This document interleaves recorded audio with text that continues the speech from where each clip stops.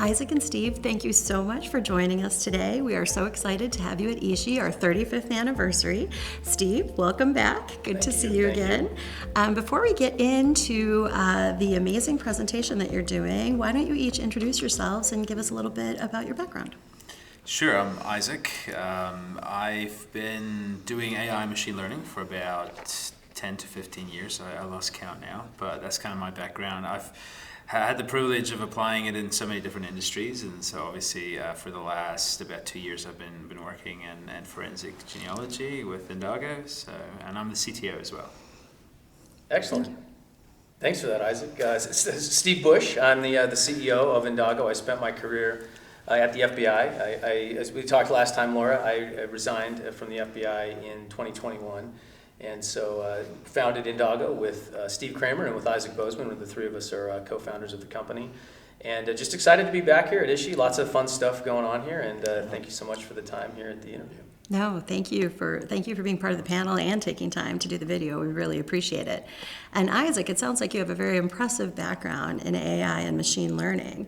What inspired you to apply that to forensics? It's a good question. Yeah, I kind of got into it well before it was popular. It used to take me about 15 minutes to explain to people what I do, and now I just don't say I'm an AI, because that sparks other conversations. But I think more than anything, it was one of those I felt underserved areas because AI is being applied to every industry, and sometimes it's applicable and sometimes it's not.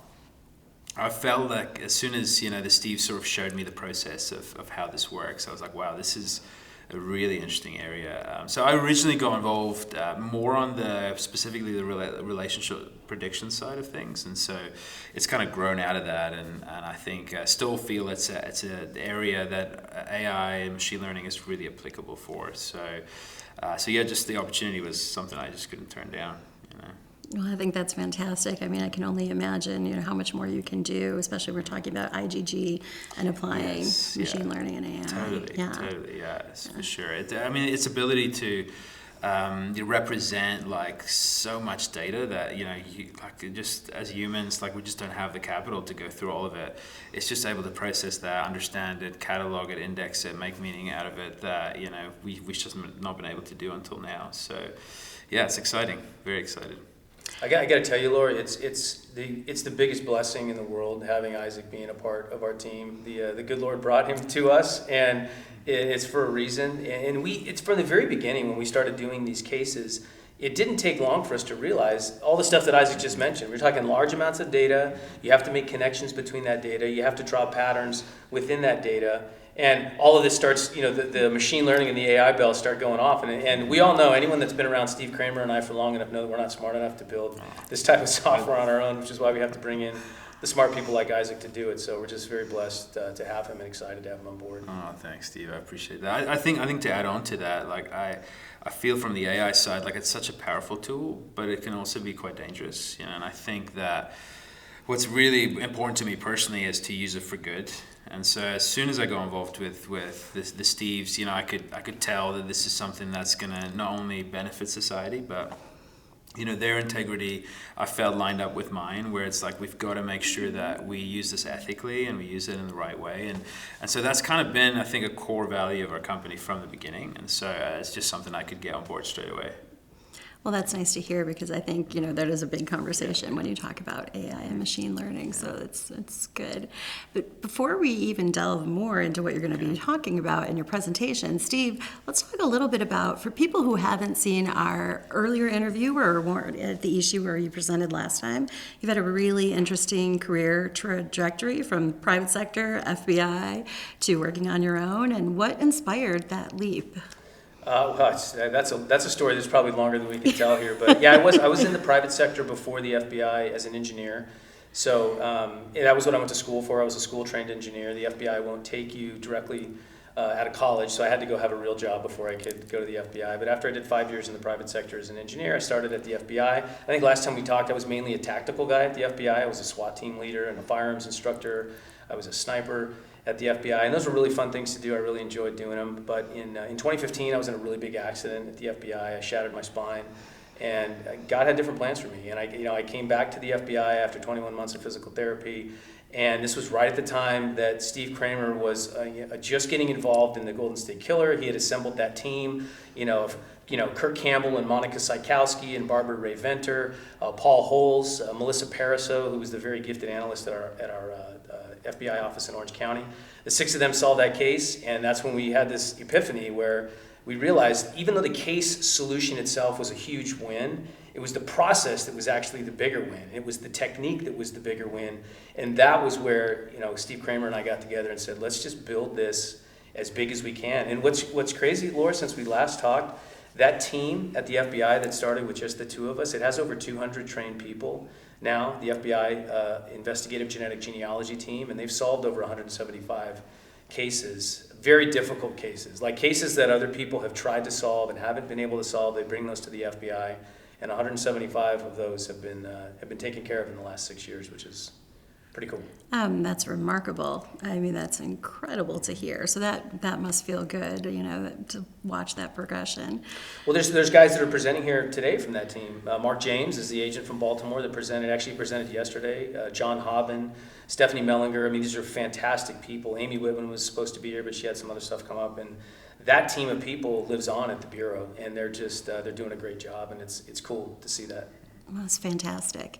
Well, with both of you coming from diverse backgrounds and then bringing it to forensic genetics, if we could talk about both the challenges and the opportunities that come from bringing those kind of backgrounds into something new.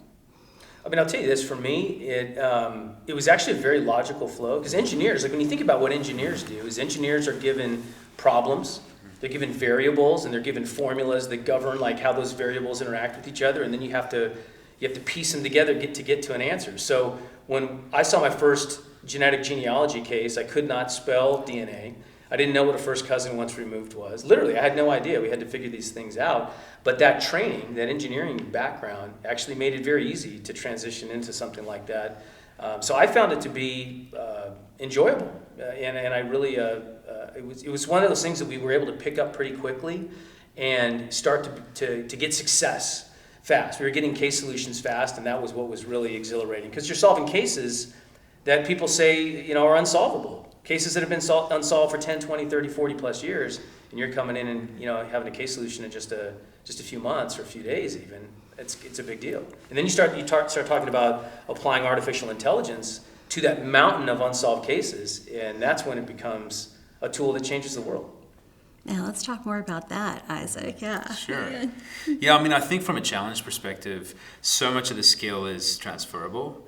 I think what's super helpful for me is normally, when you do an AI project, you're really looking for subject matter experts, right? And so certainly my background, I didn't have any real genealogy or genetics background, but fortunately I had 2 of the leading experts in the field, right? So that's great, because then if I'm building the models, implementing the technology, I can get feedback from them straight away, right? And so I think it's been absolutely easy from that perspective. Obviously we're kind of breaking new grounds, so that's always a challenge in itself. But I think other than that, it's I feel like the diverse background has helped, translate to this. I think that it's always helpful to have that. I mean, it's nice to have fresh eyes and then to have some experience and put that together and see what happens. Yeah, totally. Because I don't have a law enforcement background at all. So, and so it's kind of great to sort of see how these guys do what they do. And then sort of I'm a little bit on the outside looking in going, I think we can make that better. We can speed that up, and they can also tell me that, that's not going to work. Okay. Yeah. Well, I think what's really interesting is how you're going to apply this to IGG, FIG, whatever whichever term we want to use, to degraded DNA samples, complex family trees. How is it going to impact how you're able to work with that and how quickly? Mm-hmm. Well, the interesting thing is the lab technology continues to get better. I mean, you got a bunch of the labs that are here today. Bodie's a great example. I was talking to the Bodie folks earlier today, and they're getting SNP profiles, the profile that we need for genealogy, from lower and lower amounts of DNA. So lower quality, lower quantity samples are now producing SNPs that are usable for genealogy, which is where our process really starts. I kind of break it into the front end and the back end. The front end is going from DNA to a profile, like from the crime scene to a profile, and then the back end is just what we do, which is from that match list that's created from the profile to an actual identity. And so it's exciting for us when cases that had DNA samples that previously would not produce SNPs that were usable, they're now producing SNPs that are usable that we can ingest into our software to make solutions. And so, yeah, it's exciting. It's fantastic. Isaac, do you want to talk more about the software and the tools that you've developed? Yeah, sure. I mean, I think the real, if we can call it the secret sauce, is obviously the ability for a machine to learn how to build these trees, and also to be able to correlate public record data to these relationships. And so I think the two sides of that is obviously the algorithm that drives it, but also the access to the data. And so we've been fortunate that our data and access to that has gotten better and better as we've gone through it. And so I think that the great thing about and the difference with AI is normally if you program something like this, you're trying to take certain input and get certain output, and with AI it's the opposite, right? So we've got all these great cases that's been solved that we can actually use to teach the machine to do that. And I'm happy to dive into that, but I'm probably gonna just tank the whole interview if I do that. No, I don't think so. I mean, I think we want to hear about parsnip, snip check. We really want to hear about the tools and how you're using them. I mean, I'll let you take the parsnip side of it. One of the things that Isaac just said that I think is so incredibly important when he talks about the data that we use, it's taken a while to find the right data providers for us to be able to partner with. And we've got a great range of partners that we have engaged with, even since you and I last spoke, Laura. We've got Lucidus Technologies, which is a company founded out of Nashville, Tennessee, small little startup that we've been using. We've also got Hooster, which is a Texas-based company right here, not far from where we're sitting. And then just recently, really excited about LexisNexis. I mean, Lexis is the gold standard in data technology, and we've got an agreement with them, a partnership with them that's been very, very fruitful for us. And so just to kind of double down what you were saying, Isaac, having quality data partners that can provide us with what we need is very, very helpful. Because without that, you can't do the most fundamental part of genealogy, which is inferring genetic relationships from public records. That's what all genealogists do, and that's what the machine learning focus really has been for Isaac. Which is, I think that's fascinating for our audience. So with these partnerships, these amazing partnerships, strong partnerships that you have, now how are you taking those partnerships and turning it into the next step? Yeah, I mean, that's a good question, and certainly I can get a little more technical on that side. But, I think we'd love that. But I think obviously the advent of AI as we know it today is really just a subfield of machine learning called deep learning, right? Which we'll talk about a little bit more tomorrow. But its ability to ingest massive amounts of data and create these hyperdimensional correlations that we just can't, talking about going through that manually, it's like a really cumbersome process. So what we can do with AI is really find those correlations much quicker and much faster. So really we're working on that side of it. So a lot of it's obviously got to do with data processing, but more than anything, giving the machine all these examples of relationships that's inferred through, as Steve said, through public records, that we're kind of just automating that. And really at the end of it, it becomes like an automated identity resolution system, right? And so that's really how we're, and again, I can dive a little deeper if we need to. Well, what I think is interesting for people, and even on a high level, even if we're not getting that technical, I mean, everybody knows genetic genealogy. It's been in the news for years now with cold case after cold case being solved, but it is labor intensive. Sometimes it's just individuals. I mean, many times it were people working over their coffee table and then, taking out to the public. Now, when you take AI and machine learning and apply that, I mean, I can't imagine what that looks like as an advancement. So I'd love to hear more. Yeah, totally. And I think what's crucial and what makes deep learning so difficult is that it's not very explainable, right? So I think even, as a practitioner, there's a lot that won't admit this, but, a lot of us just don't know why it works, right? We can't really, it's an empirical science for the most part, because we've got these, neural networks that are just so vast. And so we're trying to find valuable connections within them to try and explain how's it able to make these decisions. And then we get scenarios like Tesla, the car makes a decision to, veer off the road and cause an accident, Tesla will go and try and create exactly the same conditions, and they just cannot replicate the AI to make the same decisions. The great thing with this application is we have that. We always have the genetics to fall back on. So if it makes certain decisions about certain relationships, well, we can always go back and say, well, look, does the genetics really line up for what we're trying to do? And so I think that's super valuable. But absolutely, I think anything that we can help from the genealogy perspective to help people make decisions faster, I think is super valuable. And the ideal thing is it just keeps getting better and better and better, right? So yeah. Well, to tease that out a little bit more, one of the best parts about this process is we have an answer key that tells us whether we're right or wrong. I tell people when I was an engineer, engineers do a lot of problem sets, and my favorite part after doing a problem is to flip to the answer key and see if I got it right. Well, the answer key for genetic genealogy is that collection of a sample and the comparison of the suspect sample to the crime scene sample at the conclusion of this process, which tells us whether we're right or wrong. And that's how we figure out. At the end, if the AI, everyone, I've heard people say that, how do you know that the AI is going to make the right decision? How do you know that genetic genealogy is even making the right decision? Well, the reason we know is because once we find a suspect, we take that suspect's DNA, we compare it to the crime scene DNA. If it matches, we got it right. Then we got the problem right. If it doesn't match, we got it wrong. And so it's virtually impossible to arrest the wrong person if you take the time to do a surreptitious collection and confirmation of the DNA at the end of that process. So what it sounds like to me is, if you're looking at the Tesla example, rather than not understanding why it went, you have guardrails. You've put guardrails in place, absolutely, and then you're able to come to the right decision no matter what.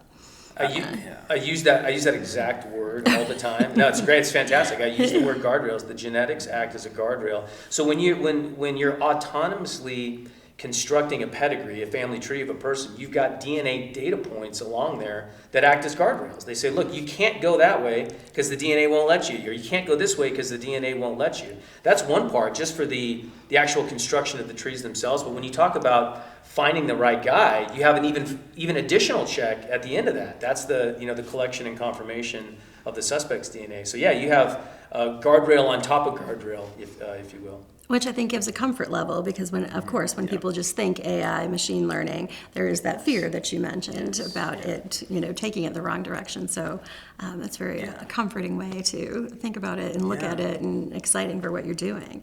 Do you want to talk about the sample, the Australian 14 donors? Yeah, it's interesting. The Australian, the VIFM, the Victorian Institute of Forensic Medicine, some fantastic folks over there that we're going to talk all about them tomorrow. They approached us and asked, because Australia is trying to figure out how can we have success that the United States is having with this same technique, but they have different considerations for data over there, different ways that they deal with public data, and so they asked us to do an international pilot study to see, if we took known Australian donors, like people who have Australian connections, and we ran SNPs on those people and put those into American databases like GEDmatch, and then looked at those matches. Is there anything that our software can do to help figure out who those people are by using public records in the US?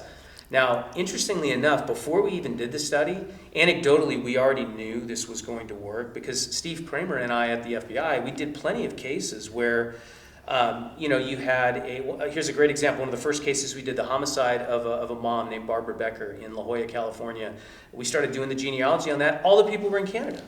And so we did a bunch of Canadian genealogy, and then found out that there was a Canadian who was adopted to a US-based family. He was the one that committed the crime. So international nexus to solve a US-based crime. We did another one out of Riverside where the genealogy was all Swedish. We were using Facebook and Swedish records to find a Swedish person who immigrated to the U.S. So this question was, can we do it backward? Can we take people from Australia and see if it worked? And it worked. We knew it would. You put those folks' samples into GEDmatch. You're able to look at their match lists, and then we're able to pull public records on those folks from the U.S. Because keep in mind, if you have a third cousin, your most recent common ancestor is going to be 3 or 4 generations back. And that ancestor might have had a line of people that went down to Australia and a line of people that came down to Texas, right? And so we're able to find records on those folks. And so I think for them, it built some confidence that they could use this system and help identify suspects and unidentified human remains from Australia with the process. What a fantastic way to illustrate, the power of it and where you're going next. Do you want to talk a little bit more about that? Like, what does this look like for you guys? I mean, I'd love to, like, what do you predict when we speak again next year or the year after that? What will we be looking at? We're best guessing here. It's just a thought experiment. Minority Report. No. Oh no. No, I think obviously, as we've discussed before, our data sources keep getting better, and so with this pilot study, one of the next steps we want to do is apply our new data sources to that. So, because obviously we were quite limited in the public records that we could use when we're trying to build the pedigrees. So that's certainly something that we want to do, and obviously, naturally AI is an iterative process. So the goal is that we keep getting better. Certainly, that's and the great thing is we can do that retroactively as well for any other cases. So we kind of didn't really talk about like sort of going a step extra where we can rank some of these cases and we can sort of figure out and prioritize some of them. But then we can as we solve some of these, we can actually retroactively run through them as well, and they should, in theory, improve our pedigrees that we already have. I think the retroactive, that's very interesting. I'm glad you brought that up. Yeah. I think, Laura, when you look at the big picture of what's happening in DNA cases here in the United States, CODIS is a good place to start. Tom Callahan's here. I think he presented too. Tom's great. He's been a guy that we've worked with a lot on this. The father of CODIS, some call him. But when you look at CODIS, and this isn't a knock on CODIS, I'm actually a fan of CODIS, and CODIS does a fantastic job. But when you look at CODIS will tell you, if you go to FBI.gov right now and you look it up, it'll tell you that there are about 1.3 million unidentified forensic profiles in CODIS. Those are all unsolved cases. And if you look from 2018 until now, what that delta looks like as it goes up, it's going up by an average of about 80,000 unidentified profiles per year. Genetic genealogy has only solved about 1,000 cases in 6 years is what the estimate is right now. And so it's not really making a huge dent. And don't get me wrong, those 1,000 cases are very, very meaningful. But when you have a backlog of over 1.3 million, going up by 80,000 a year, it's not really making a huge impact. And the reason for that is there's no software to be able to scale this. And that's where, Isaac and I really have, and Steve Kramer, we really just have our hearts invested in that, because we realize providing that tool to the law enforcement world, that solves cases well beyond our years, like well after Isaac and I are retired and dead and gone, and the next generation of police are using that tool. It's going to continue to solve cases into the future, and that's what gets exciting, is really really changing the game beyond just what this small little sample set is that we've looked at thus far. I think that's what's very exciting about your company, is scaling it via tools so that everyone, you're right. I mean, working one by one, there's just no way you're going to address all of those cases. Absolutely. Yeah. What have we missed? What else do you want to tell us about your presentation tomorrow? The presentation tomorrow it's very small. It's only 20 minutes, but great team effort. I mean, it's so cool. Like I was joking with Isaac earlier. I said, what happens when you put 9 people from 2 continents together, 4 doctors, an engineer, a data scientist, a lawyer, a little Vegemite, a little apple pie. It's like it came out. It sounds like a joke. Yeah, exactly. It sounds like the beginning of a joke, but it was a really cool study, just a really cool team effort. And the international collaboration, I think, is great, especially for countries that are looking to the U.S. to say, like, hey, here's an example of the right way to do it. And we've had lots of conversations with other places overseas, Europe, Canada. And it's like they all are looking to the United States for leadership. They're looking to the FBI for leadership, U.S. law enforcement, and they're looking to us for leadership. And so that part makes it exciting, and just the team effort, I think, is what I'll take away from that. Yeah, absolutely. Isaac, anything you want to add? No, I think I can't say it any better. Well done. That's very impressive. Well, I can't wait to see the presentation. This is very exciting. We're very lucky to have you here, and I can't wait to see what happens next as well. As long as we have you, Steve, I know you've been here before, and in honor of our 35th anniversary, we're asking everyone, how do you like ISHI? What do you like about it? What else can we do for you? And Isaac, your first year, I believe? Yes, okay, first year. As it's Wednesday, we can also ask you, what do you think so far? Yeah, I mean, it's been great. Like, obviously, it's a fairly new community to me. I think, obviously, I feel like, it's a community I can really contribute to. So that's always nice, and I think everyone I've met so far has been fantastic, really smart people, and just it's always a great opportunity to learn, so it's been great. I think it's a fantastic conference. We're happy to have you here. Steve? Well, you guys continue to up the ante on the venue. This venue is absolutely amazing. Yeah. I don't think you could pick a nicer place to host something like this. When we walked in, I was overwhelmed. Like, wow, this is a really, really nice place. But I think, I mean, the big advantage to anybody that's looking to come to ISHI is the networking. It's the networking opportunities that it provides, and there's so many great presentations. You can't see them all. It's not even possible. But it's the downtime between the presentations, it's being in the lunch line, it's walking through the exhibit hall and getting to, bumping into people and rubbing elbows with people, putting names with faces. Certainly the after evening, stuff. I mean, sometimes there's some people down there pretty late last night, talking to each other. That's where you really connect, where you really add value, to what happens here. So that issue just continues to be, a very rare place to do that, because we go to a lot of conferences and none of them are really like this one. So. Well, we appreciate that. I agree. Anywhere you can go and have that in-person connection, it makes all the difference. So we're lucky to have you here to be part of that. So thank you. Oh, thanks. Thank you. We're very appreciative of the opportunity. We appreciate it. Thank you.